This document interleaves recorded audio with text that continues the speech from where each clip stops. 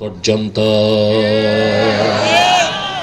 সেজন্য ইসলামের বাইরে অন্য কোন ধর্ম থেকে, দর্শন থেকে, মতবাদ থেকে ভালো কিছু থাকলেও নেওয়া যাবে না।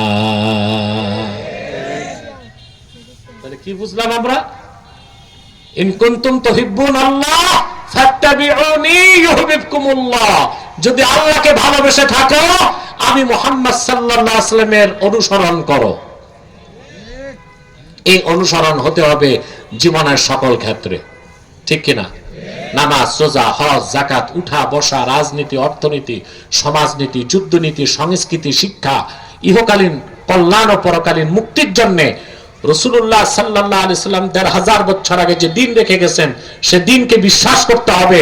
ওনার রেখে যাওয়া শরীয়তের, ওনার রেখে যাওয়া সুন্নতের অনুসরণ করতে হবে। তাহলে কি হবে? ইউহিব্বুকুমুল্লাহ, আল্লাহ আপনাদেরকে ভালোবাসবেন।